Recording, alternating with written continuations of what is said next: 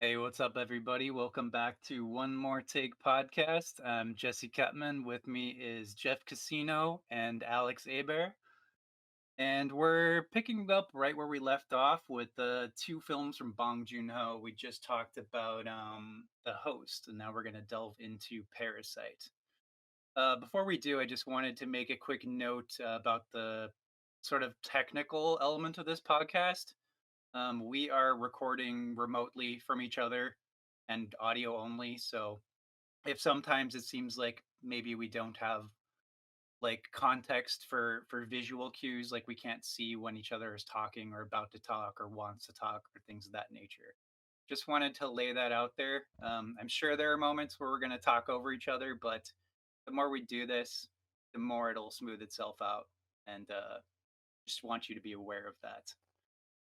But yeah, I think in that whole last conversation, I could tell we were all itching to talk about Parasite. So Oh, Alex, you want to yes. lead us off? What is Parasite? Oh, definitely. Welcome everyone. Thanks for coming back and listening. It's basically, if we want to put it in a really small phrase, is a magical realist almost tale of social class in South Korea. And that's really watered down. So basically, I'll just give you the plot of what happens. We start off with this family that is extremely not destitute, but poor. They live in this thing that they call a semi basement. And what they lack in wealth, they make up for in mental acumen and just chops when it comes to dealing with people of all levels of social class. They have a certain panache about them, each member of the family, when they deal with each other and when they deal with people in society. And what slowly starts as a very slight opportunity to make some money for the family in a very pure and genuine sense of helping out a friend turns into like a parasite, this giant just mass and beast of a plan or of a scheme. Um, so what the family tries to do, introducing them, it's the Kim family. The son, the oldest son of the family. I'm really bad with the names, so forgive me with that. But the oldest son, Sun Kyun Lee, is the actor. Park Dong. He is. Oh no, excuse me, I'm getting that wrong. This is why in my explanation for the host, I just didn't bother. Yeah, I'll just not even screw the names. We all know who the parts are. Anyways, the son becomes a tutor in English for the daughter, and he realizes that the madam, as they call her, the woman of the house, the mother, she's very nice. She's very almost simple, is the word that they use. And he decides to slowly gauge the needs of the family based on domestic help, things like tutoring the youngest son in art, driving the husband to and from his fancy business job, and someone as a housekeeper to keep up the house. He starts to install and replace all of these people with the help of his family.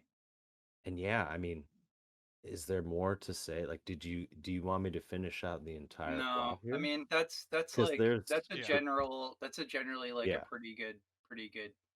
Yeah, it's replete with tension and weird um motivations and yeah, I everything mean I just we're said is a spring, right? And it will just explode into discussion because there's no way that this situation doesn't just start to get wild. Yeah, the movie is yeah, it too. has a I mean, from here on out, it's spoiler territory, everyone. I should have said that in the last episode before I explained the entire plot, but hey, it is what it is. Yeah, it's But yeah, too. But more the definitely technical watch details. like Sorry, go ahead. watch the film. Is what I was gonna say. Just watch it. It's. I think we all agree that this is a masterpiece. I don't It's know if I like even need to mention also that it won Best Picture which at is the Academy crazy. Awards. Yeah, that really is Like, what is, I guess, setting it in a different tone than just a great Korean film. This one was good enough for everyone to really gain a very strong recognition, not just from the Academy, but from all areas of, awards. yeah, I was joking with Jeff earlier that this is not your typical Oscar movie. You know, this is not a 1990s movie starring Tom Hanks. This is a Definitely not. desperately uncomfortable psychological thriller. It's like the best movie that Hitchcock never made because he's dead and not Korean. It definitely is. It traffics in everything that made Hitchcock great. I agree. You are you indulge in everything that makes a film a thriller and not a horror or not a monster film. If that makes sense to you too, Yeah, well, the way that I see it's in it. beautiful contrast Yeah, with the I mean, last film. after seeing so many movies that I have, it takes a lot for me to sort of put down my critic goggles, you know? Like it takes a lot for me to feel desperately uncomfortable during a film.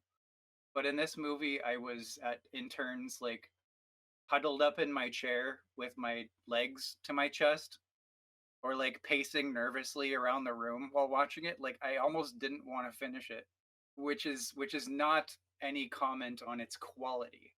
It is immaculately made down to the like shot composition, musical choices, score, Hmm. um, Hitchcockian motifs. There's a big element of people looking through windows and stairs.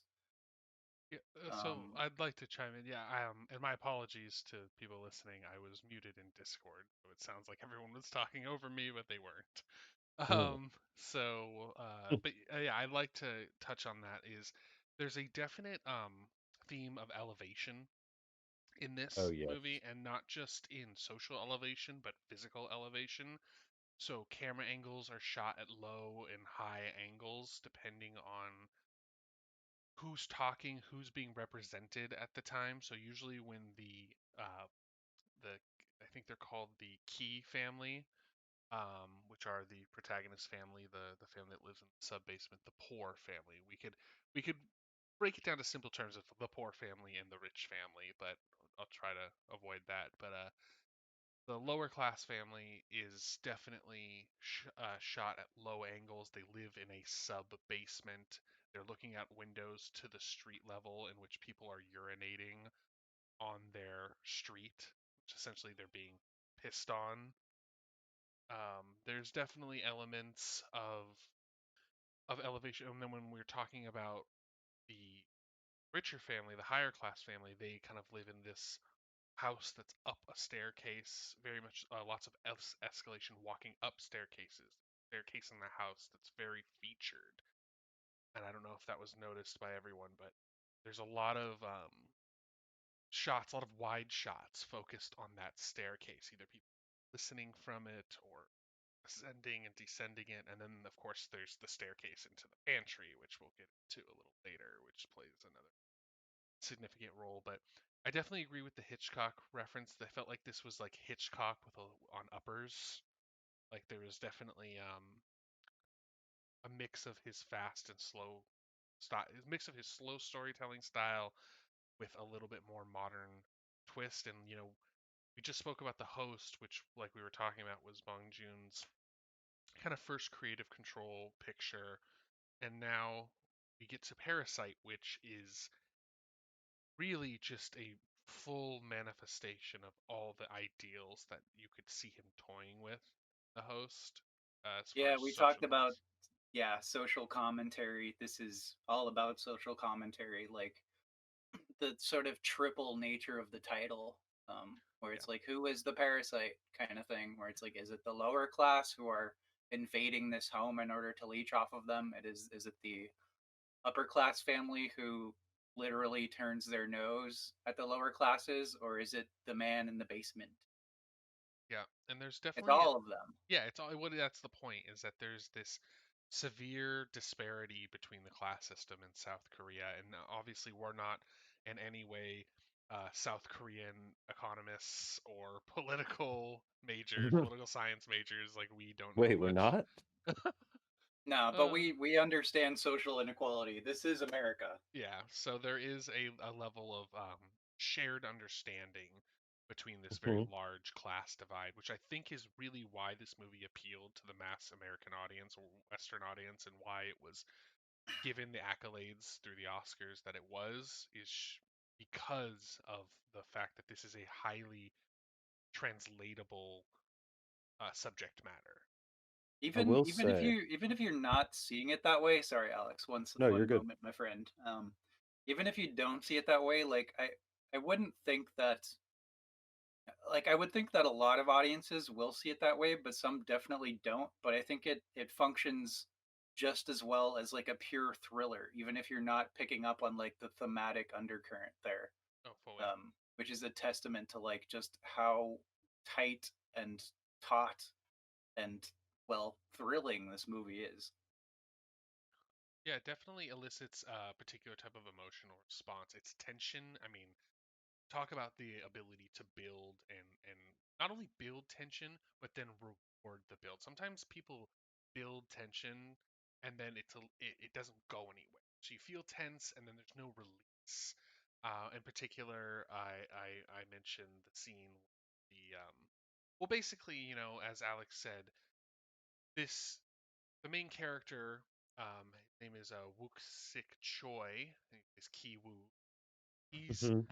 told by a friend that he tutors in English a young girl who lives with who's the daughter of a very rich family, and he gives his friend, who hasn't gone to university, and while this tutor is in university, is it's almost like a hand me down.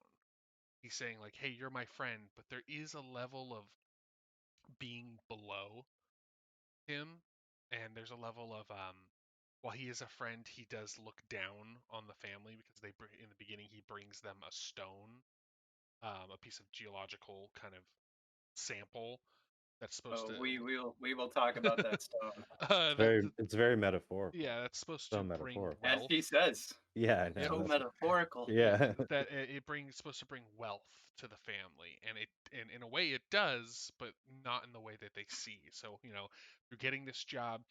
He very cleverly, I mean, these it's not to be said that this family has been able to develop a certain set of skills because of the social place that they're in.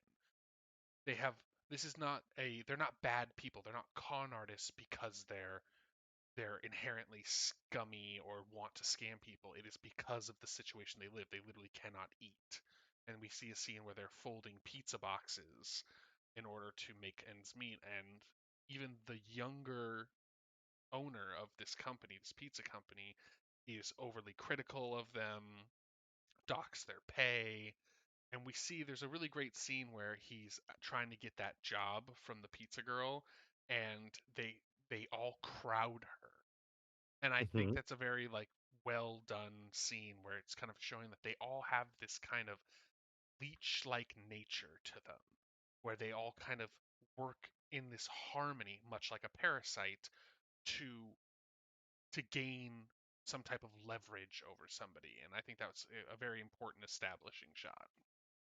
So yeah, Alex, you were gonna speak when I interrupted you. yeah, Oh, I was gonna say that the scene where he's speaking to his friend, he plays his name is Key, right? yep, He Kiwoo, he plays a very he almost like recedes or regresses into this personality that his friend expects him to be, right? yes, He's very docile and he's very like the idea that his friend chooses him because he poses no sexual threat is where I think the movie begins its linchpin of just, I don't want to say anger or revenge, but this kind of like sullying yep, of what you would say is the upper class. You see it in his face.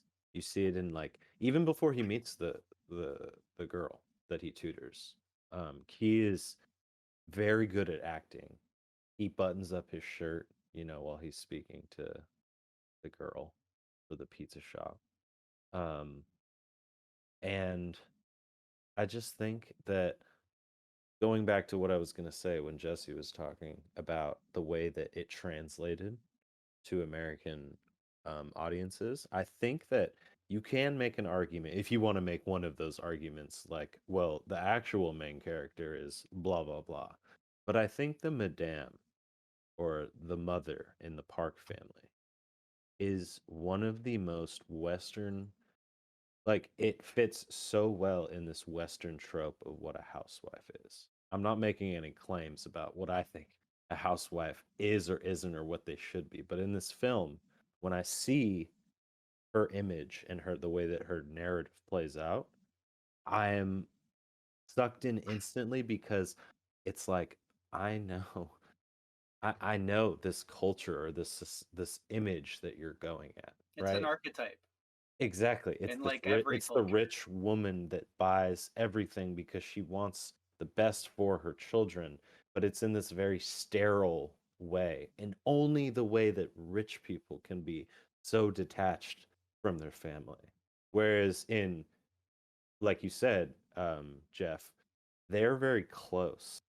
You almost never see the Park family in physical proximity with each other throughout the entire movie, aside from the Madame flitting around the husband, the daughter, the son, the Well, housekeeper. also the most erotic scene in cinematic history, right? Oh, that scene is like on the couch is where you see that break down a little bit, but when you look at excuse me, the Kim family, look how close they are all the time.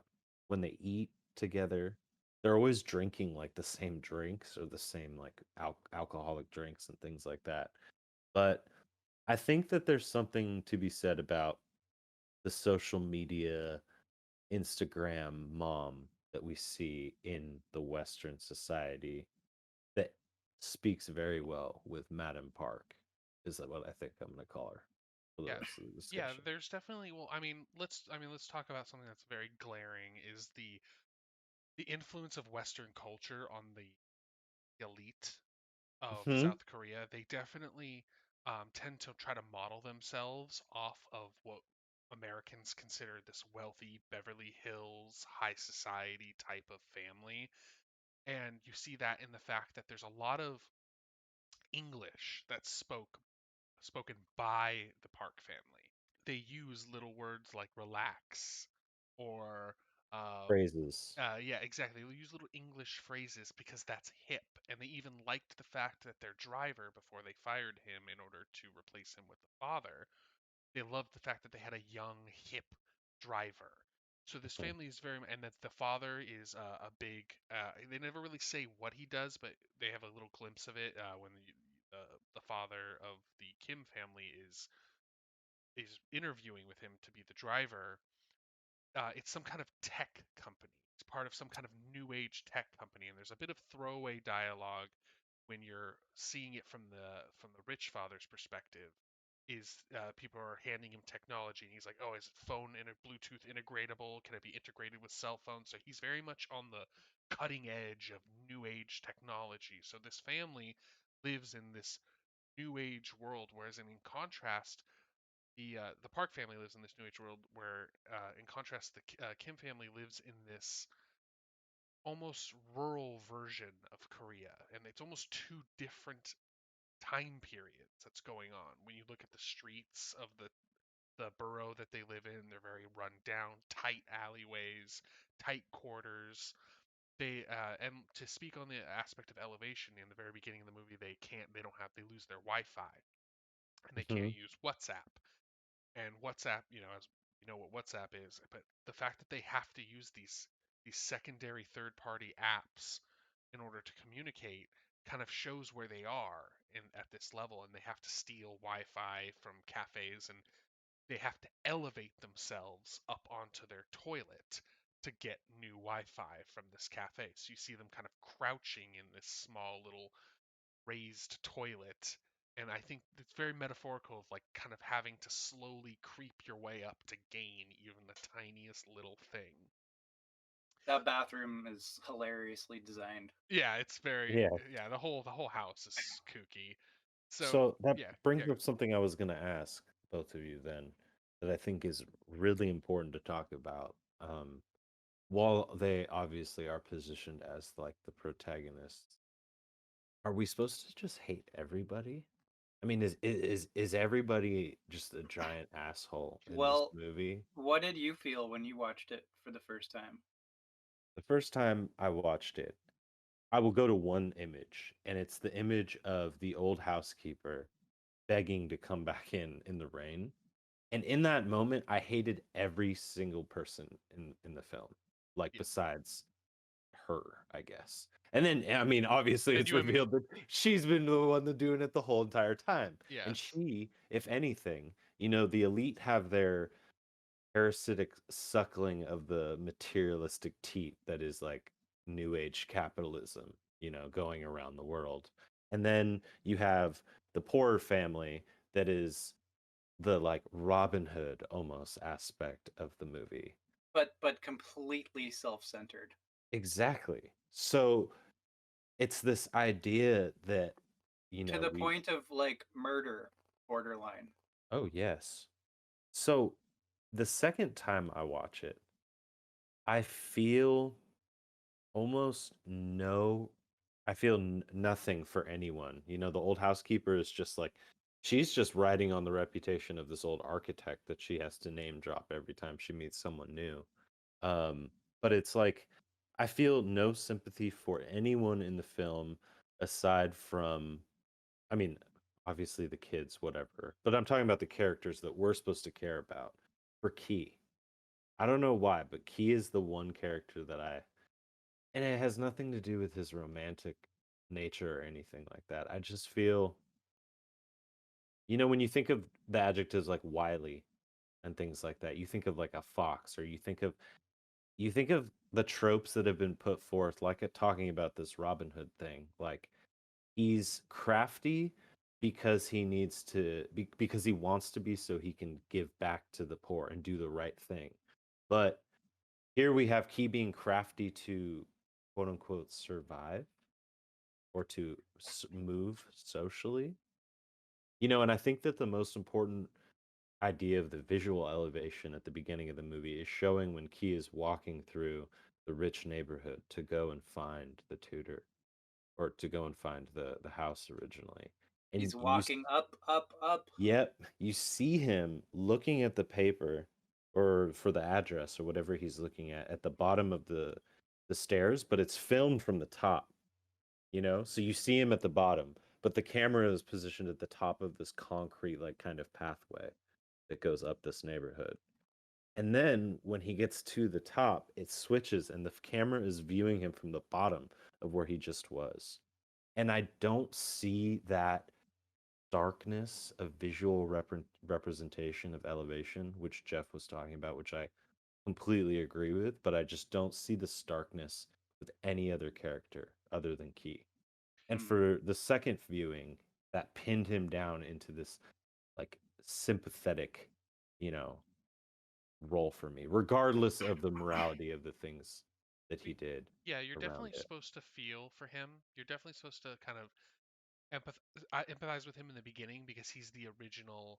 He's the first one in. He's the mole. He's the one that Mhm. creates and the foundation of which everyone else can get. And really, what we're talking about here is greed, and that is something that is very much focused on. Is that it's not about it doesn't become about survival anymore. Once they get to a certain point where they're all established, Key is the English tutor. His sister is the uh, sorry, the art therapy tutor. Mother's the housekeeper. Father's the driver. So they've now infiltrated every aspect of this family. And so now you're talking about greed when the family go away on vacation and they all kind of take ownership of the house. They eat their food, they drink their liquor, they sleep in their beds. They are leaving this realm of of just needing to survive and now going into this greed and this parasitic type of behavior, and that is when you kind of the flip happens.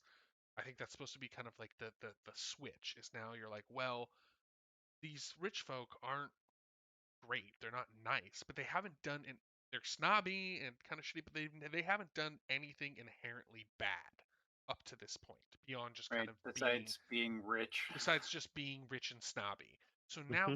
now it's flipped because now they're the victims. They're being taken advantage of Hmm. by this parasitic family. And I really think the daughter of the key family, her name is Ki Woo. She plays Choi Woo Sik is her Hmm. actress. Sorry, no, Park So Dam. It's Ki Jung. She is really the linchpin of kind of greedy con like nature, whereas in he's just trying to get a job, and he says very earnestly, like when she forges his university documents, and he says, "Oh well, I just feel like I'm printing this out early. I'm still going to go to university and I'm going to earn this." So he has this level of regret, or at least understanding the morality of what he's doing. But the sister absolutely is void of any type of morality. The way she kind of she smokes in the in the children's, like, I mean, what I can only assume is like an internet cafe, and she's just The like way she deals smoking. with the parents, Yes, yeah. exactly. She's very crass and straight, and then the way she sets up the driver is just dirty. Like, Hmm. he's genuinely a really nice guy, and he's really just trying to be. He might be hitting on her a little bit, which is, Hmm. but the way she just like she's like, oh, and she just like takes her underwear off in the car and stows them away is Hmm. so just. It's this ability to instantaneously know how to screw somebody over. Whereas with the main character with Kiwoo, it takes him a minute. He has to come to the realization. He's looking at the artwork. He's just there to try to sell himself, and then he sees the artwork. He realizes, oh, and you even see that moment where he's walking in front of the madame, and he has this like realization on his face. He's like, He oh, I could smiles. get, yeah. He Yep. smiles and he puts his hand up to his mouth. He's like, I can get my sister in here, and so it's really almost benign in the beginning, and then it becomes more and more parasitic as it goes on. It's yeah, the whole film is an escalation, and it Hmm. it reaches really insane heights. Yeah, you guys have the benefit of seeing this before. I saw it for the first time yesterday, and yeah, it was very. It's I'm still synthesizing it. It's interesting to hear your little nuanced takes on things. But apropos characters, I think for me, what it did brilliantly, which is like this the hallmark of a good director, because a lesser film would have completely fallen apart off the back of this, is that you kind of sympathize with everybody and yet you kind of hate everybody. And somehow that works, and that's very unusual. Well, it's more real if you think about it. Like, nobody is 100% good. There are no good guys and bad guys when you're talking about class. Everybody is either doing what they can to claw their way up, or a lot of people are either looking down, or if they're not actively looking down, they're at least a lot of the time not doing much to help other people in that position, that lower position. So it's this state of like ignorant negligence and this kind of thirst for something more. And these two competing ideals are just bashing against each other. And we don't know really how this family will react if they were to catch the Kim family in this situation. Yet the the lower class family acts as if they would be killed if they were caught, because that's how important it is for them to keep making money. It's almost like a life or death situation. How they hide and how they cower when actually faced with near retribution for their actions. I mean, I mean, with the housekeeper, they elicit allergic reactions with her, and then set her up in the hospital as having a deadly disease such as tuberculosis in order to get her out. I mean, these are some Yeah, there's a really fucked up seriously amorality going on here. Oh underhand. yeah. It's Oh really yeah. underhanded to do. Like, that's not. pretending to be an English tutor because you're already a smart guy. That is like some really manipulative shit. And so really what you get now is that it's a steady, and like you're saying, Jesse, a steady escalation, a rising and a change in elevation. And we're seeing that just in every single nuanced part of the film, and it's just so brilliantly well done, to a point where, as you were saying, Jesse, it's feels so panicked for the lower class family. Like that scene in particular, when they come back early from the vacation and they all have to hide from the family, and you do have an Oh incredibly God. erotic scene. I mean, let's not like cut it. I mean, it made me uncomfortable as like a grown man who've seen many erotic scenes in movies.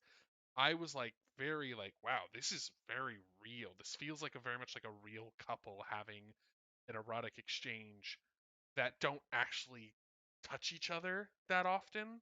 There's a level of awkwardness to it where they now don't quite understand each other's bodies as well as they used to. So like it's very almost clunky at first, and almost childish, like two kids fooling around. And while you have this whole family clustered underneath the couch, and there's this level of heart-wrenching tension going on to where like you get the knots in your stomach the whole time, Yeah. and you don't, and you wonder why, because it's like not like you're cheering for them, but you just also don't want, it's almost like you're in that spot, like you're in that house and you don't want to be caught because you were rooting for them in the beginning, if that makes Yeah, I any don't know. sense. You're caught between. Yeah, it's a very interesting. And then just to like touch back on the Western influence, you have the son who's obsessed with Native American culture, um, Mhm.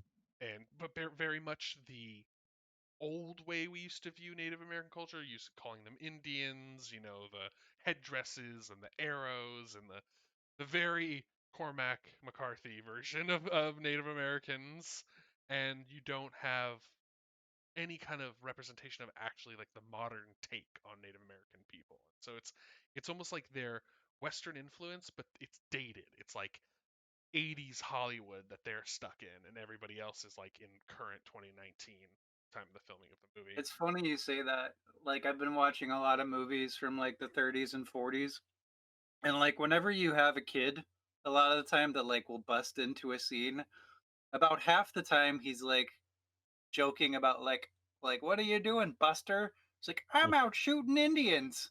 He's Mhm. got his little cowboy outfit. I'm not exactly sure what I'm saying with this, but there's some kind of like inversion there, or at least a motif.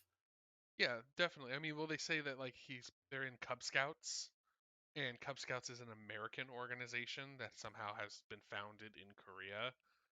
And so like they're kind of like, oh, she asked, were you a Cub Scout? And he obviously wasn't, but he's lying in order to make her more ingratiated with him, because reference is also a huge theme in this film, is the idea of only trusting people that are referenced from people you already trust. And the madame makes a point to actually almost say that exactly, when they hire the driver. Like she's like, well, at this point, I only trust people from like that are recommendations of people I trust. And so there's an idea of like recommendation carries a lot of weight. So Mhm. take that for what you will. But Alex, I believe you had something you were gonna say. Um, yeah, Jesse was saying something about this idea of inversion when it comes to this motif, and I just wanted to note how much that shows like just this insane in touchness with our cultural symbols. I will say that Bong Joon-ho is. When we talk about misinterpreting South Korean culture and things like that, it makes sense, in little ways for certain films. But this film, I think it's one of the reasons why it's so like well renowned over here. Is just the idea that if he did that intentionally, it means so much. At least to me, as someone who would appreciate something like that, is it's Yeah, very intense as like an American. a Native American born film goer, um, to see this trope of this, this kid who's the problem child in the family because he is Indian in a way that is like he's rebellious, right? He is wild, he is crazy, he has energy. The Park family is almost so robotic in their richness and their austereness, and so cool. Um, and he is just a wild child, and it is really boils down to this idea that the Park family has this idea of American eliteness or Western eliteness. Um, and then when they talk about the American Indian, like you were saying, Jeff, I think he brings something up about the American Indian being like integral to the American spirit. And there's like this weird pause that they have. And it almost shows like, well, the Kim family looks at the beauty of America is the bootstraps, the young, like the people who have had to like forge out a new path in the wake of like this crazy dominance. And the Park family sees it as just the total opposite. Um, so I think that inversion with the kid is really really really cool. Well, yeah, Um, you definitely.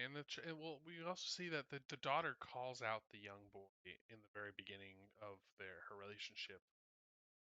Ki Woo. She yeah. says he's fake, and I kind of took that as that this kid, while very young, I mean, I assume he's probably like 6 or 7, he has this awareness that being this type of pontificating genius is something that is attractive to his parents.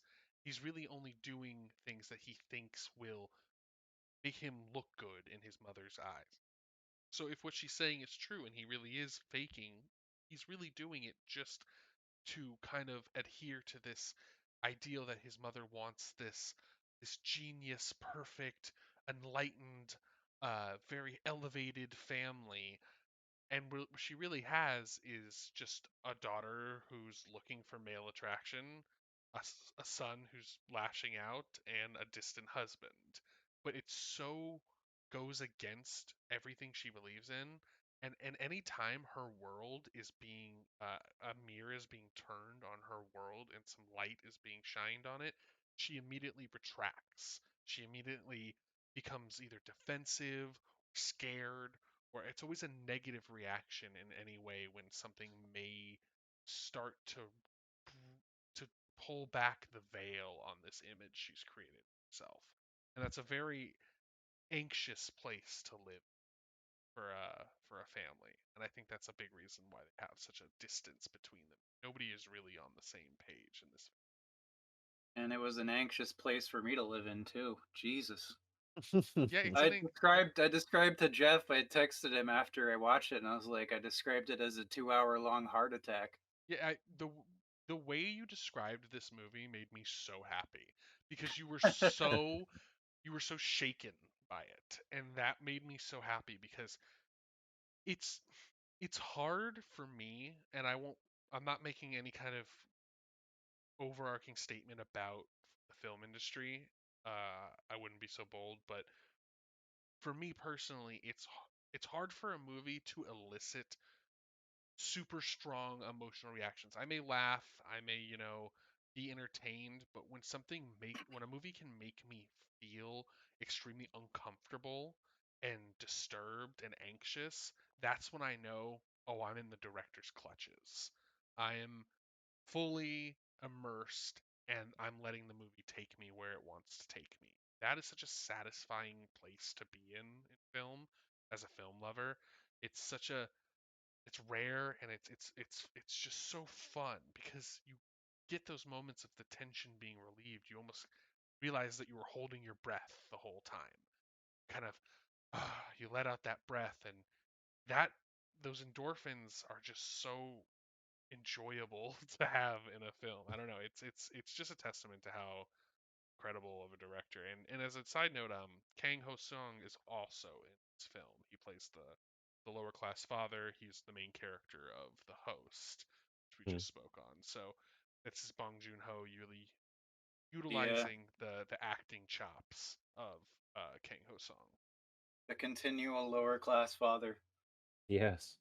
I will say, with every relief, it seems though in this film, every relief of tension, it seems to notch almost like a new. It seems to twist just a little more, Yeah, right? Like yeah. it's like you get this little respite in tension, and then it just twists. Like it creates an even more of like a kind of a I don't know. It's hard to really explain because the fear that you feel, Jesse, when they're drinking, right? And they're looking out on and they're like, oh, the rain falling on the backyard. It's like you see how they appreciate the beauty of this house more than the people who own it. And in that moment you feel good for them. But then when Then it goes everything starts crazy. yeah, when everything starts getting Once they murderous. find that basement, man. Yeah, once things start to get I homicidal. did not know where the movie was going when they found the fucking basement. It's a I was like, is Oh, this genuine dude. about to be some kind of like weirdo torture porn? it's a Are these genuine like twist. It's an actual twist in the movie where you're like, holy fuck, okay, because you're everything's calm, the rain, and then the housekeeper comes, and it's like, wait, why is she so eager to be back? Like she knows she's fired, she should just Mhm, accept that, and the fact that she doesn't waste any time trying to hide what's going on, or she just beelines it to the pantry, opens the little secret door, and finds her husband in there. It's such a and you're like, it's so jarring. And what you were speaking to what you were saying, Alex, is I kind of the way I saw it is it sets a new plateau each time you get that respite. mhm, It's like it builds, get the relief, but now you're at another plateau of like ability and understanding. You're like, okay, well now we're here. So could it get any worse? you're And then it climbing the Oh mountain? yeah. does. And then it Oh. does. And then it does. And then eventually it goes off the rails in the best way possible. In a non-negative way. It goes off the rails in exactly the way that a movie should go off the rails. Is it becomes this just storm of of yeah, of just like homicidal, and they're like these people are willing to kill to preserve their positions. Mhm. And I Well, mean, it's the weight of four people on the final step of a staircase, right? yep, Trying to eavesdrop, and it's just too much for it to handle. And but so they slip, and everything just blows up from there. yeah, it becomes this. It's almost like a weird. I mean, a lot of this movie is based upon ideas of class, right, and class commentary. And the whole like last act is this conflagration of these different class elements and appreciations and irritations coming to a head. You have the man in the basement, the husband of of the previous housekeeper, who is like literally living in this like squalid little hellhole where he has to steal food, but he's so appreciative of the master.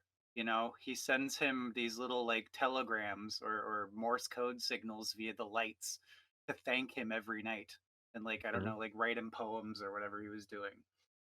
And even when he dies at the end, he says like he looks at Mr. Park and he says respect, you know, mhm, which is completely antithetical to our main father character, who he learns that Mr. Park looks down on him because of his odor, mhm, and this is a huge thing, and that's what sets him off to kill Mr. Park. But it's like he has that odor because he's like literally living in shit. That whole scene, that whole sequence when they finally escape that tense scenario we were just describing and go back, and the rainstorm is like literally pulling the shit out of the sewers, and like their house is flooded with sewage, like the toilet is flying up, like fluid is flying up out of it. So you have this element of respect in this murderous last scene from the mhm, underclass of appreciating the master, and also just the boiling over of class tension in like fuck you for saying I smell. Like fuck everything about you. Exactly. Well, yeah, Yeah. but you also it's like this interesting dynamic because you're supposed to believe that you cannot go any lower than the Kim family is at the current point. They are at the lowest someone can be. And then you realize you're shown like no, there is a lower. And to speak on what you're saying, it's yeah, he is appreciative, but it's almost like Stockholm syndrome. It's almost like this idea that he has lived in this situation for so long that he has no other recourse to explain it than to say, well, this is somebody being kind to me. When really there is no kindness because if Park were to find out that he was there, he'd kick him out on the street and probably have him arrested.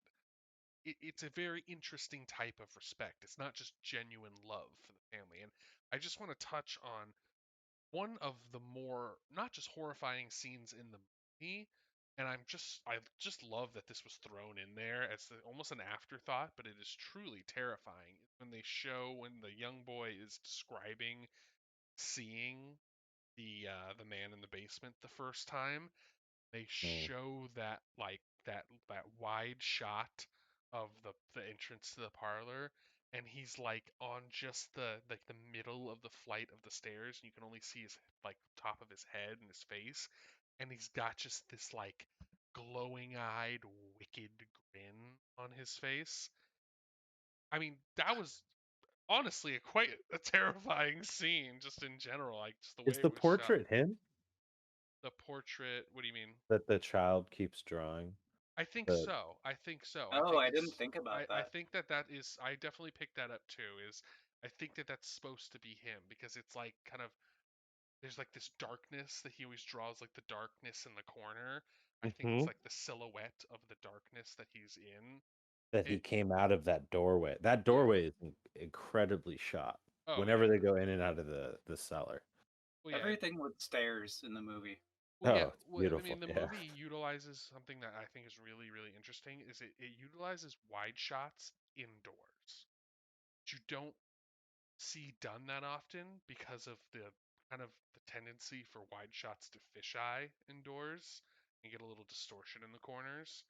Yeah, well, So he built that house. Like that house is a set, and so is the lower class house. He wanted to have complete control over like Oh, the spatial elements. I didn't know I that. did not know that. Oh, that makes perfect sense Yeah, because the Yeah, house is very fitting for those wide shots that you're talking about, yeah, Jeff. yeah. That exactly. they said he showed the designs to like an architect, and the architect was like laughing. He's like, nobody would ever design a house like this.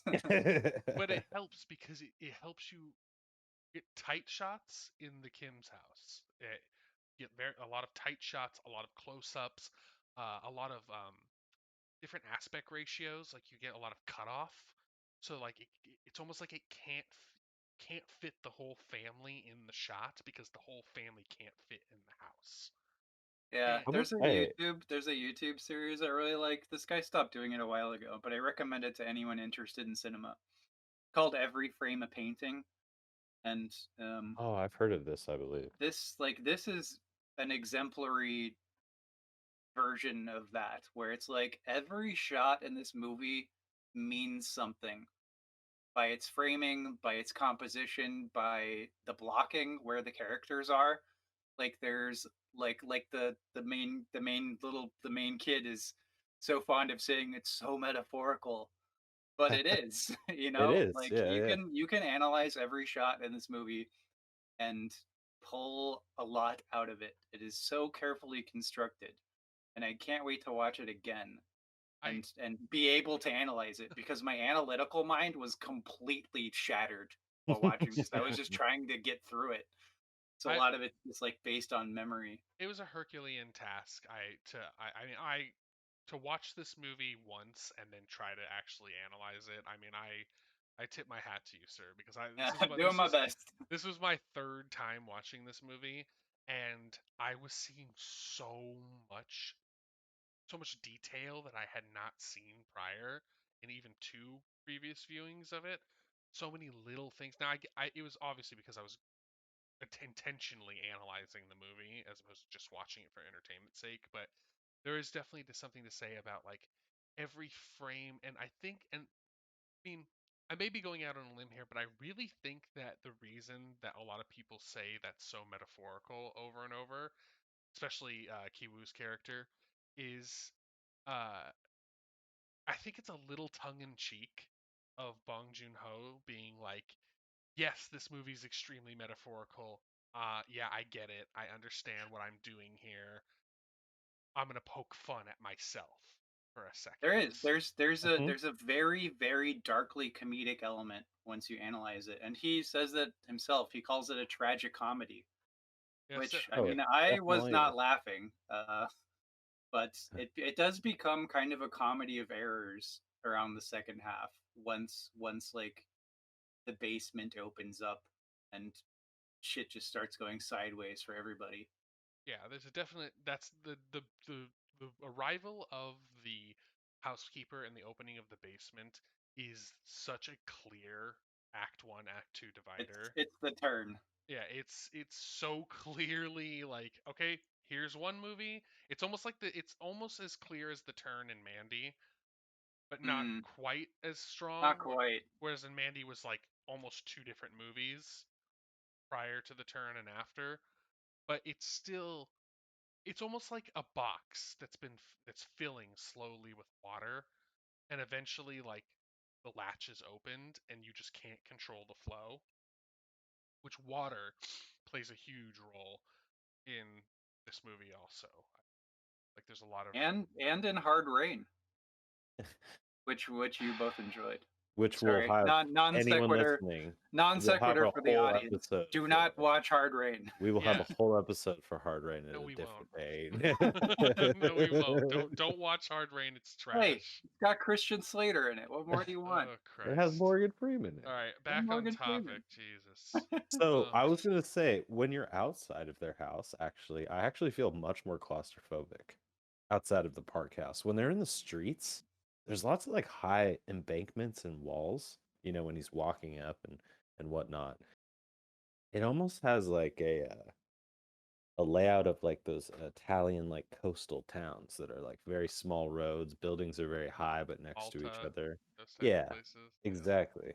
But then when you're in the park house, is it just me or do I feel like we're in a completely different city with It's like a Alex. different Alex, environment? my friend. That's because it's so metaphorical. Yeah, I know. It's this It's oh yeah, such a metaphor. there's a lot of openness, the fact that they have this huge yard, the fact that they have such a large footprint in this town that's very squished together. That's another, the ability to have that much land to yourself is just another aspect of greed and ownership. So there is definitely a little allegory. It's yeah. I mean the freedom that comes from wealth is visually represented by openness, as Mm. opposed to the squalid, closed-in conditions of being poor. Yeah, I mean it's hard because I feel like talking about the host was almost easier because it was such a simple premise and an easy breakdown. Whereas I felt like this has been almost a little more difficult. Not because the themes are just too out there or too otherworldly, but it's all said so beautifully that it's almost like to reiterate it does it a disservice. So it's more just like talking about the things that we enjoy the most about it seems to come off a little easier because it's so well done. It's such a masterpiece of filmmaking, dialogue, screenplay, acting, every single section of this movie. It might be perfect. It It gets I have on to see it again. it definitely gets on Kubrick like almost, levels of intention.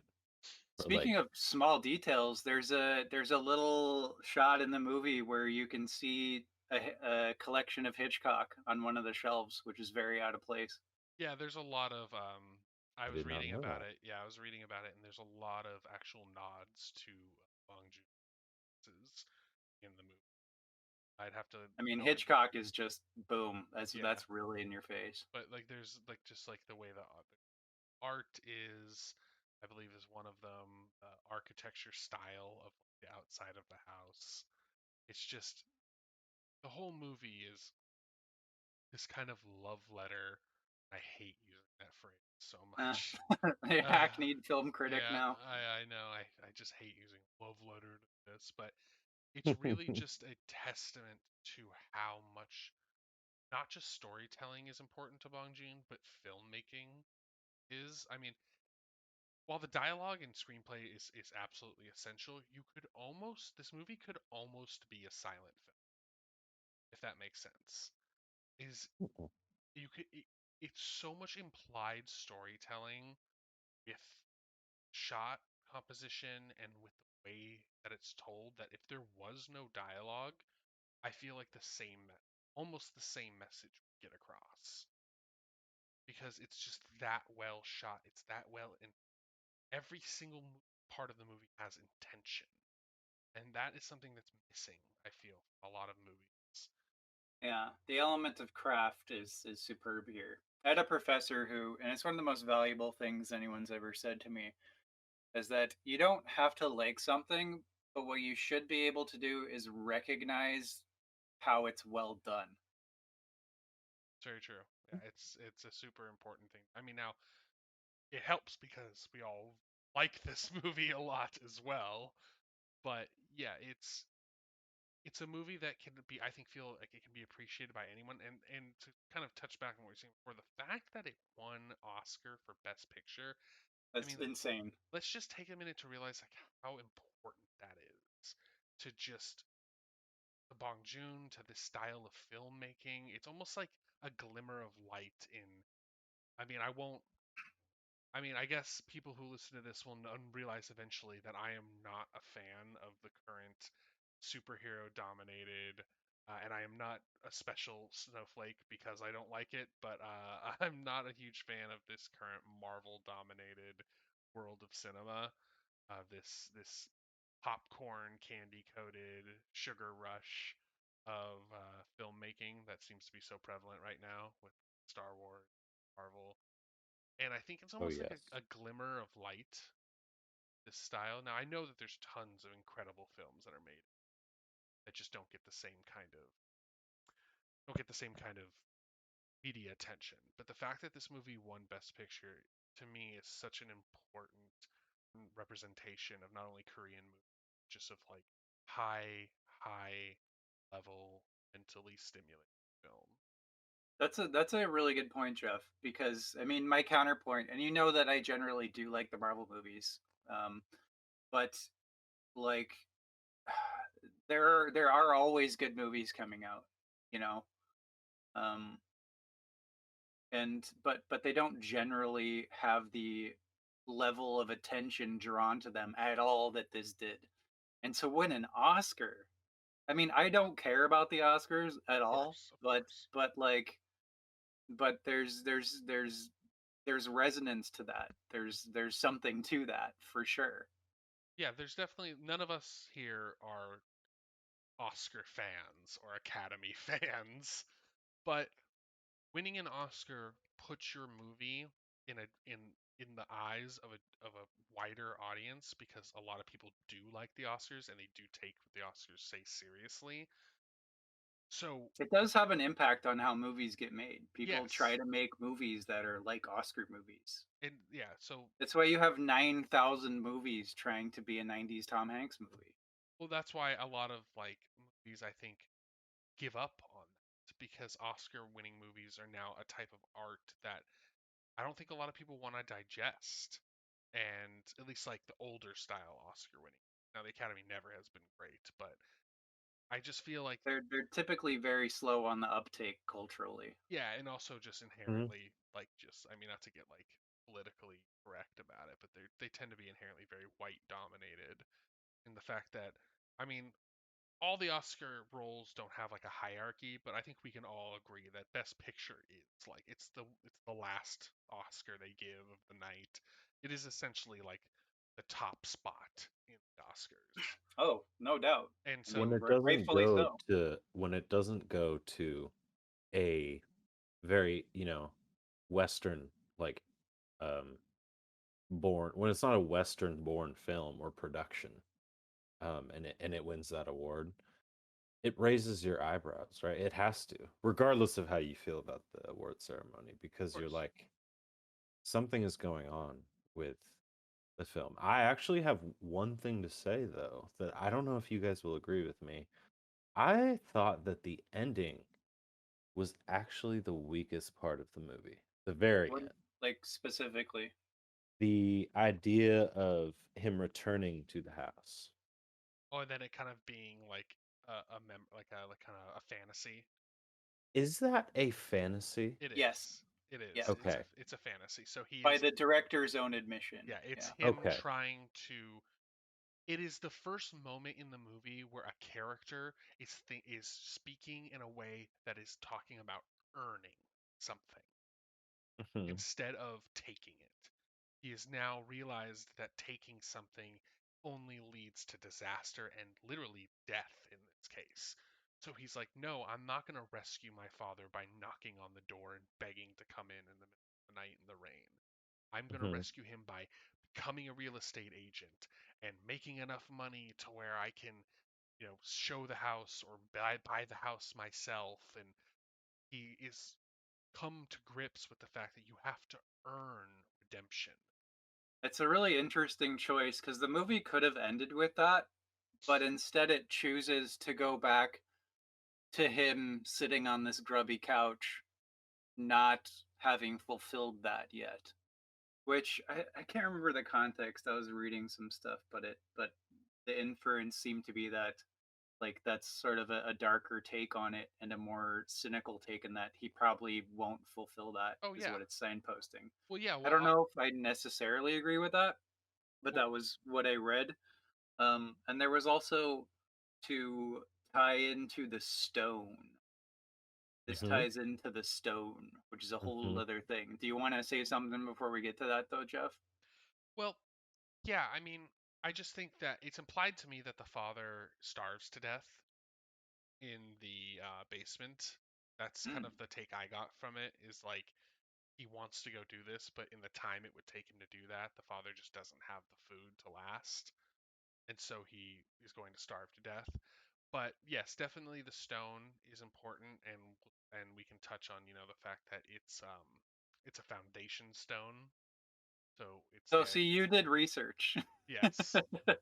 So I had a conversation with my friend last night about this, where I was talking about the stone and divorced from like, okay, this is something in Korean culture probably that I don't understand, but I was just looking at it from the context of the movie.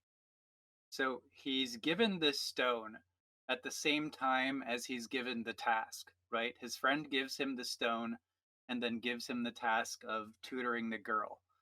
And the stone comes back when the house floods and they end up in the gymnasium sort of shelter. And he says something to the effect of like, this stone won't leave me, like I can't get away from it or something. So to me, before I did research, it seemed like the stone was emblematic of some kind of curse or something, where it's like it's the harbinger of misfortune. And the very end, you have the shot where he places the stone back in the water, and it seemed to be like, I don't know, letting go of the curse.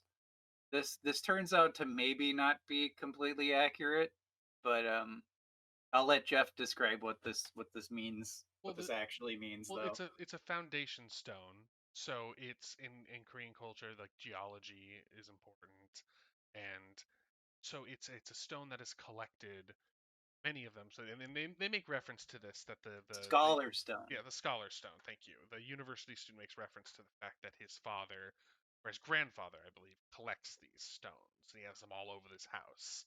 So that's where I kind of deviate from the curse idea, which I originally was thinking was like, oh, this is a MacGuffin that's going to be like the centerpiece of their misfortune, but really it's not. It's actually almost, it's just, I mean, as the son says, it's so metaphorical. It's a metaphor for the family being the foundation. Uh, well, more like the father being the foundation of the family, which is the traditional sense, but it's this idea of that you need to build off of a solid foundation, off of something that has been formed slowly over time, in this case thousands of years, but through many years of work and pressure and understanding, then to achieve something like this, which is what the Kim family doesn't do. They just try to find the easy way out. And Well, so that's kind of where I got from it. Go ahead. well, according to the IMDb, and I'm just going to read this because it's super interesting. The Scholar Stone is meant to represent both the hope for upward social mobility in a vein similar to the American dream, and the burden of carrying such hopes to the point that it literally bashes in Kiwoo's skull after it gives away his location, allowing the housekeeper's husband to attack him. Before the sequence at the party, the stone also floats while in the sewage water for Kiwoo to find, suggesting for that scene that it's fake and hollow and cannot be used to dream of a better life, foreshadowing that it will be Kiwoo's and the family's downfall.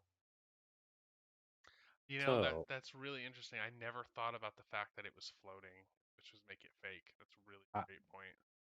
I am upset at the person who wrote that, the first part of that comment, because it's exactly what I was say. But Stole Alex's thunder. You whoever gotta, did, you gotta, you gotta what's the butt in name? more, Alex. What's the Jeff and I name will of just this talk over person? each other endlessly. What's the name of this IMDb user so I can hunt them down? He the stone I think is like everyone in the family is like wooed by it except for the mother, right? She's like some food would have been nice when they first get it.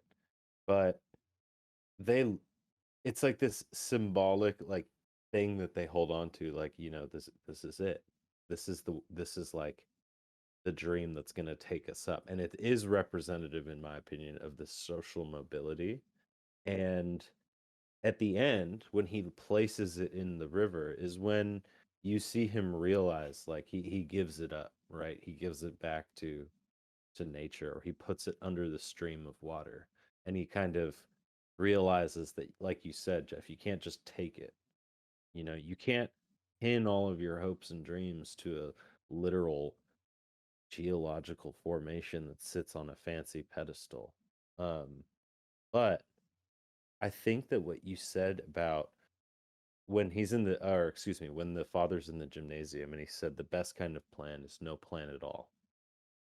It's this idea that that stone was formed with no plan, the way that it was formed in nature, just through millions of years of pressure and time and all of that. It's like there's no plan in making it. It just naturally occurred that way, right? So there is this like tone at the end of the movie that is almost depressing, where it's like, do you just let the stream wash over you? Whether it's a beautiful, clear stream of richness and opulence and wealth, or literal sewage water. Like, do you not try and change your course? Or is the movie like, is the tale like, yeah, try to ascend, but be careful, because if you fly like too close to the sun, or if you get homicidal, like, that's where things start to fall apart. Because I think that the movie actually starts to break down at a totally different part. And I think it's when the father gives Park the business card Yeah. Mm. and he's in the vehicle, and he asks him if he loves his wife. And there's a strange moment of like intersection where he's speaking to him about like this very personal thing, and almost seems like he oversteps, and then he swerves. He almost hits a car. And from that point on, I think is when everything kind of like really starts to, like, that's when the twist really, So you said, starts for sorry, me. you said that's when it breaks down. Can you define what you mean by that? I would say the kosher-ness or the etiquette of the ruse is when that's when it starts to break down. Okay, I That's didn't know when what you meant. I didn't know if you meant like fall apart or like the movie falling apart or something. I Oh, no, didn't. no, no, no, excuse me. Okay. I meant like their scheme, their little Yeah. plan, you know, Mm. the whole of mice and men type thing, like best laid plans, all that jazz. Yeah, well, because like Um, he's driving is so perfect up to that point, but then he swerves because he's not paying attention. That's kind of the theme, is like they got too comfortable. They thought they underestimated the rich family, the Park family. They thought that the Park family could be so easily duped, and they were in the beginning. But it turns out that it doesn't matter how much you dupe somebody, you're not going to take them over. Just like a parasite. A parasite will never become the host. It will feed off the host, but it will eventually be lanced or taken off or killed or die in its own way. It can never be the host. It's like they never realized too until that point that they go into the basement that you weren't the first people to think of this. Like you weren't the first parasite that has come along, Yes. stuck on the underbelly of the rich. Yeah, I was just gonna make a sort of comedy note. Like, if you think about it though, like when they're in the house and there's this massive rainstorm, it's like, of course the family might come back. There's a rainstorm that's like flooding the city. Mhm. Like, just from like zoom out and think with logic for a second, and it's like, wow, that was a very very real, almost probability Oh yeah, that they they were. would come back. Yeah, well, they were too self-consumed in their own kind of indulgence of the Park family's house that they kind of just lost themselves. It's a big. I think that moment's very. That scene is very metaphorical as to kind of them losing themselves and taking on a role that isn't theirs to begin with. But the theme I wanted to touch on that we haven't quite touched on is the idea of marital love. And Mm, that's something that's very prominent in the movie, where you have the Parks, who are very distant from each other and mm, and very almost have a superficial marriage. And you have, but in almost identically, the Kims don't have a great marriage either. The mother is very critical of the father. She talks down to him. She kind of insults him and stuff like that. So, like, she doesn't think very highly of him either. But the housekeeper and her husband are extremely close and very much in love with each other and very much care about one another deeply. And I don't know where I'm quite going with this, but I just feel like it was a theme that was pretty obvious, and I just wanted to make sure it was brought up. Is that that money can't buy love, and it can't make love stronger or weaker. You have to just have it initially. Then, whether you're a parasite or not, it still remains. yeah, I mean the fact that she uses her own salary by her account to pay for the food that she gives to her husband shows that like she could easily Well, on take the that, food. they also say like, wow, she almost eats enough for two people. So, hmm. Oh, I didn't even pick up on Yeah, that. that he says that in the beginning. He's like, the only downside of her is that she eats I enough for two people. okay. But that can't take away from the fact like that she pays for it. She could easily pay for the food with her salary and then still stick it in their fridge, etc. Like, and then they think Hmm, that's all there. I mean, I'm making a I will stretch here. say, I maybe. will say though, it's not like he would ever come home and open the fridge and be like, "Ugh, where's all my, rum cake?" Like he is the type of person that like she prepares all the food. So maybe he's just making one of his snide ass comments when he sees her with like a plate of food, right? And he's like, "Oh, what a Entirely fat." possible. Because We don't know. he is like that. Yeah, it could be a And bit of misdirection. I will say when he gets the business card in the car and he says, "Oh, you can tell they're like, legit because of how cool and pro their card looks." That part made me laugh just a little bit. Yeah, but it's I mean, because you're Japanese, but like in Japanese culture and in many Asian cultures, like the way your business card looks and Oh, feels says yeah. everything about your business. I was like, "Oh, we're having a little American Psycho moment here, huh?" Yeah, it's In the very back like of the car. Like, yeah, that's yes. Oh man, that's a great representation. The Mr. Park has a little Christian Bale American Psycho like vibes to him. Oh, I feel like everyone in this day and age, even in real society, like sometimes when, not to get away from the movie, but like this idea of like, being rich and being an entrepreneur and being like a boss, like there's something that is attractive about that that lifestyle to people, which is undeniable. And it would make perfect sense that Park picks up on this when in his Western inflection of what he thinks affluence is, right? Like it would make perfect sense that he takes up this almost cold and like very calculated look about him. De- Um, Definitely. Yeah, he definitely, and in the deep booming voice that he has. I mean, when he first enters the movie and when he yeah. speaks his first line, his voice is very like jarring. He has this like deep commanding tone. He's very attractive, and like, the whole family is very attractive. Damn, like it's a Oh very yeah. good looking family, but it's plastic, obviously. It's fake. It's a lot of.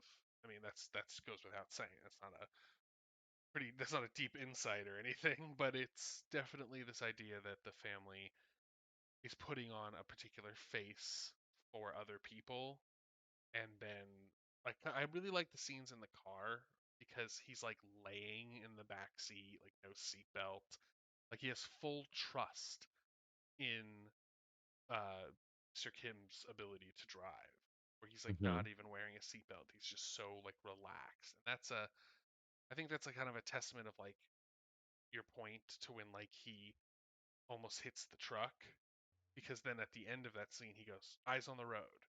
So it's like he's second guessing him at that point, which I think is interesting.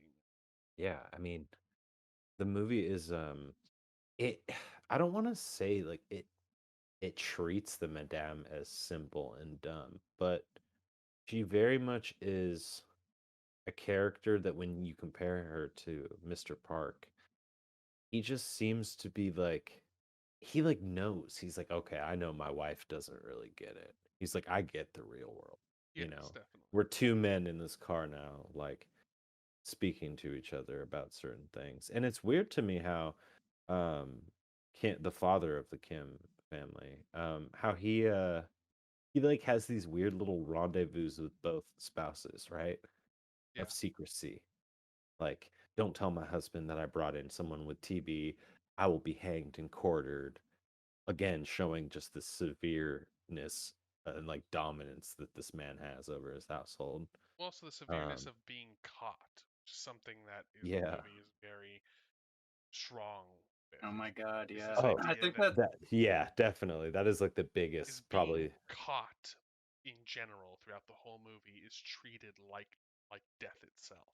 Oh, yeah. Regardless of the implication, regardless of the morality of what you were doing, you I know? think that's part of why I found the movie so uncomfortable. I don't know what it is, but when there's any like a scene in any good movie where someone could be caught and there are like ramifications of that, like you're somewhere you shouldn't supposed to be, or you're not supposed to be, I somehow get very nervous. And I don't know what it is, but this whole movie was that, like you said.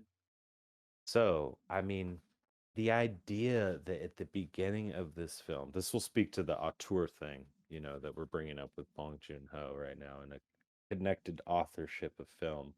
Um, there's something that he likes to play with like this fall from grace. Like he likes to introduce a character that has already fallen, you know? This idea that the archer used to be so good, but just had this slight little tweak to her that, wasn't good enough. And then whatever implications you want to make between the idea of the wife having a medal in this movie, of not an Olympic medal, I don't think, but like she has a medal of some sort for shot put. To see where she is now is just like you can make up any type of narrative or story you want that she ends up in this kind of squalid state. And why it's in the films, I just there's something to me that sticks out about it.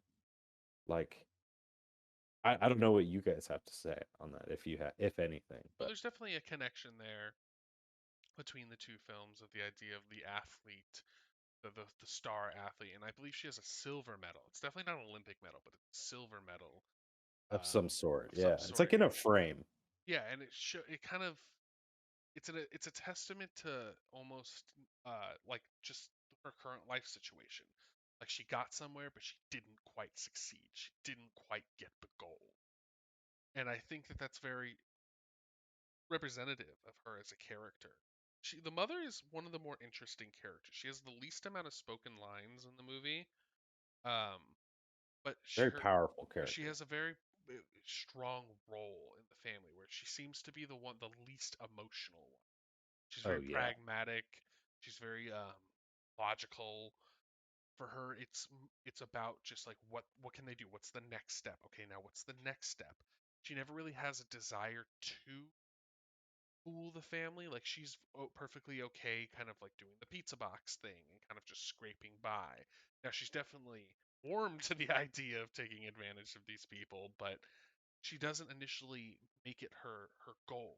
It's something that becomes kind of secondary to her actual role, and because she's the last one to be family, to arguably the most important role in the family. I mean, Hmm. the previous housekeeper was like the linchpin of the family. She made the meals, she kept an eye on everyone, she did all the laundry and the housework, like everything that kept the house operating was her. And this woman can't even keep her own house operating. So Yeah. it's this idea of like the wrong person for the job. The father learns how to operate a Mercedes Benz like in by like taking test rides and stuff in the dealer shop, and Hmm. it's whereas in the kids already were talented. Like the daughter, the sister of the Kim family, she was already really great at art and photoshopping, digital art. And the son was already smart and a good English tutor.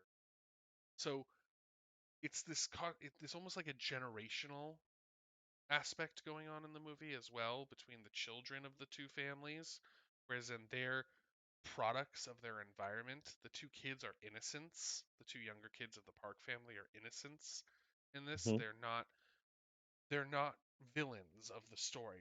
The daughter is kind of withdrawn and just kind of looking for love in in boys because she's Yeah, not it's like a getting very sexual exploration. yeah, she's not getting that kind of talk and insight from her parents because they have no fucking clue how to actually be parents. Or any interaction at all, really. Exactly. So she is like just so desperate for like connection with another human being. And the brother is showing just like telltale signs of neglect and ADHD and all that kind of stuff. Like not the inability, but they don't.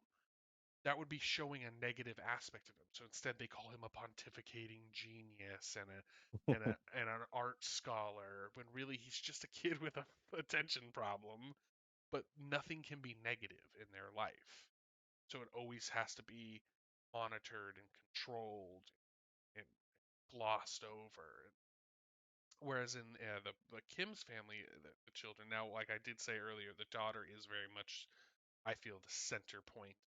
She's also like a decent artist, and something I noticed I forgot, I can't believe I forgot, was how quickly her demeanor changes between her real Mhm. self and Kiwoo's Oh, character. she is a hardcore chameleon. Oh Yeah, yeah. Kiwoo's character is very much the same whether he's at the parks or his house. He's very, he's outgoing, he's polite, it's easy to talk to. She is very kind of like cigarette hanging out of the mouth, kind of crass, kind of coarse. But Hmm. when she's at the Park family, her whole chameleon is a perfect way to say it, Jesse. Her whole face changes.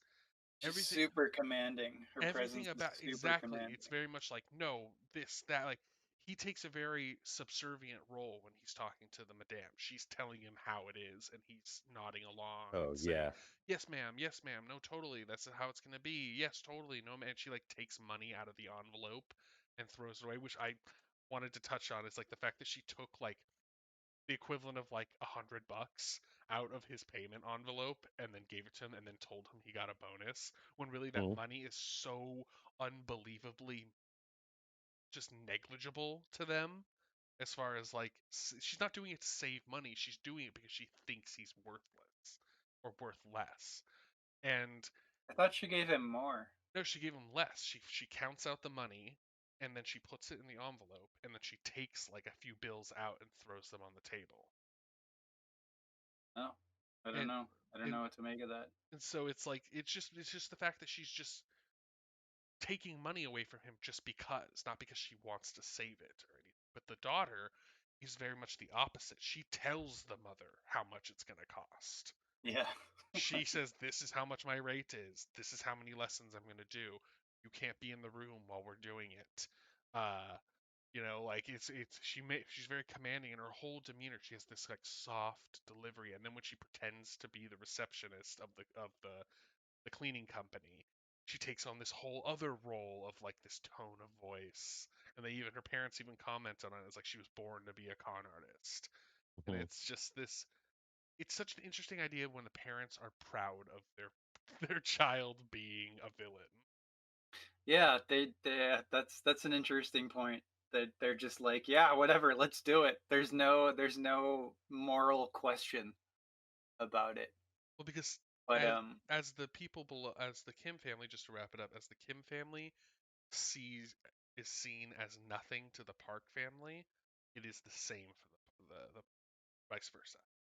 The Kim family sees nothing of the Park family. yeah, it's a host to be a parasite off of. It's there's nothing. They're not. They're beyond human in both ways, and hence to kind of go back to Alex's point is that there's no real hero in this story. Yeah, I mean, It's just a sample. It's a character study.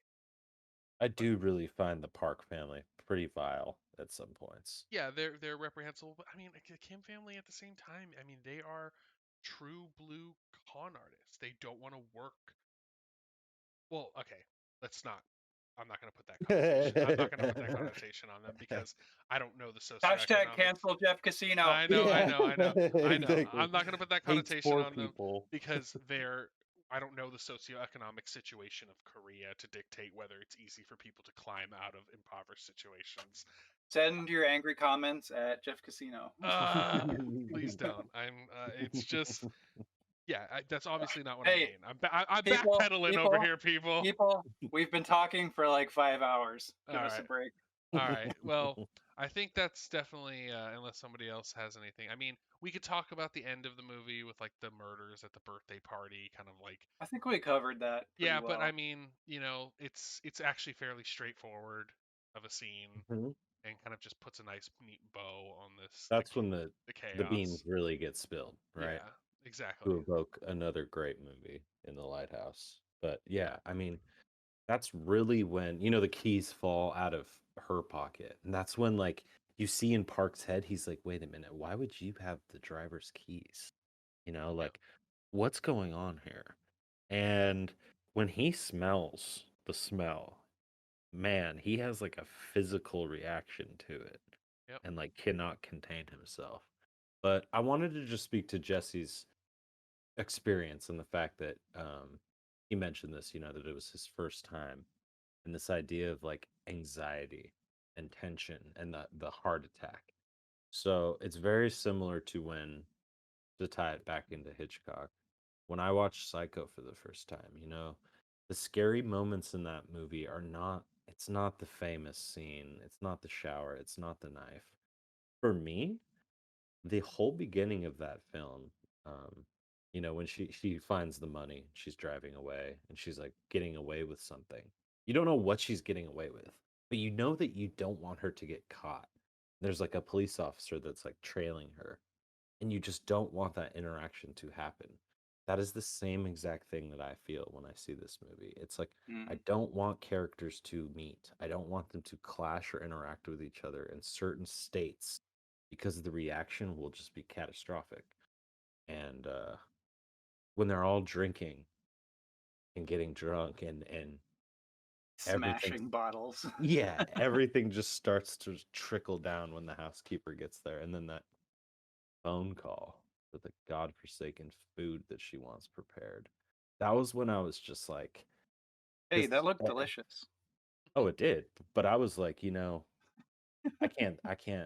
don't want any of these characters to meet each other right now in this state because the stakes of getting caught in this film supersede all of like everything else for me.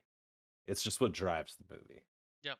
No, it definitely Yeah. does. Getting caught and getting in trouble, it's so beyond that. It's not like getting in trouble. There's no, you never once think that like, oh, they're gonna call the police, and Yeah, then that's that. like No, you believe right away like, oh, they're caught, they're dead, and you don't know yeah, why you think that. There's no inclination that these are violent yeah. people, but it's such a just reprehensible act that everyone is committing on each other that you're like, well, there's just no other recourse. And What it's do yeah, you do when you see a cockroach scuttling away in the light, right? yep, You- exactly.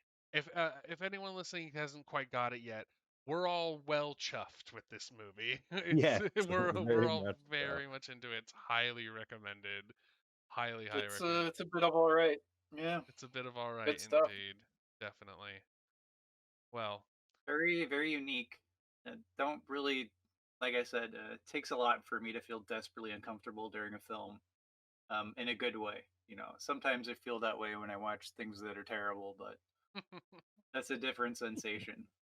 Speaking of things that are terrible or Do things you that want are to do good, the yeah. episode on Hard Rain next? No, we're not doing I an was gonna episode on say Hard Rain. we could do a little Let's do recommendations some or recommendations and then close it out.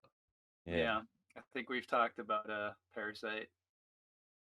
I mean, clearly we have. All right. Well, Alex, you got a recommendation for us? So I know you had two. You had one you're recommending, and then one that you wanted to stay away from. Did you ever find the stay away from Yeah, the title? one to stay away from is called I Care a Lot. Oh, Um, okay. came out on Netflix recently. It has Peter Dinklage in it. Oh, that's a shame. Um, it has some really good actresses in it. I can't think of their names off the Yeah, it's top of my got. head. I had it open earlier when you were talking about it. God damn it. But anyways, it's a film that Rosamund really Pike is really good. Rosamund Pike, yeah, is in it, and Diane West. I don't know how to pronounce her last name. I never have been able to pronounce her Yeah. last name, but she's a great actress as Beast. well. Yeah. Beast, got it. The film is just it presents an idea and then it says, "Isn't this idea cool?" Yeah. Like if it was the most original idea ever. And then it goes further to say, "Isn't it how cool we portray the idea?" That is the essence of the film. Um, I don't want to, color Yeah. anyone's viewing of it, but that's how I feel about it.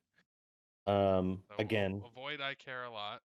yeah, recommendation definitely is going to have to be a film that I just watched called Paris, Texas, and one that I think that would do for a very good episode.